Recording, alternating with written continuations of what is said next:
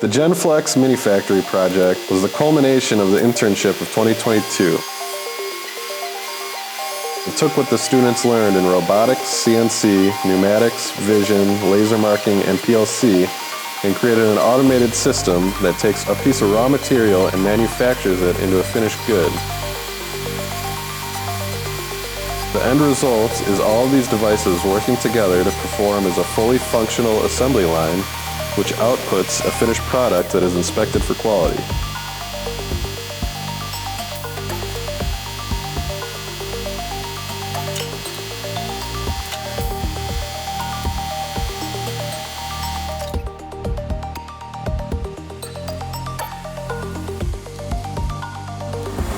The process begins by dispensing the raw material onto a conveyor. It travels down the conveyor until an IR sensor detects it and the robot knows to go pick it up. The robot then takes the part and moves it over into the CNC machine, where it places it on the bed. A clamp actuates to hold the part in place. The CNC machine then proceeds to drill out 10 holes which are necessary to mount the product.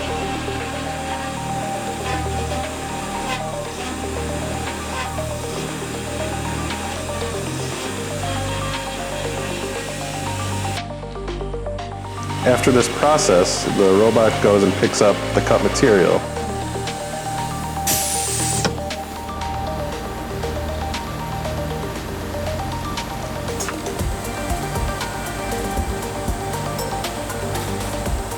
And moves it over to hand off to the second robot.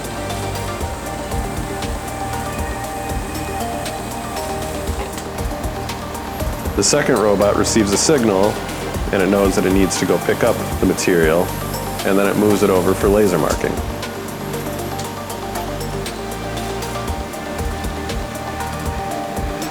There's an exhaust fan so as to avoid any toxic fumes.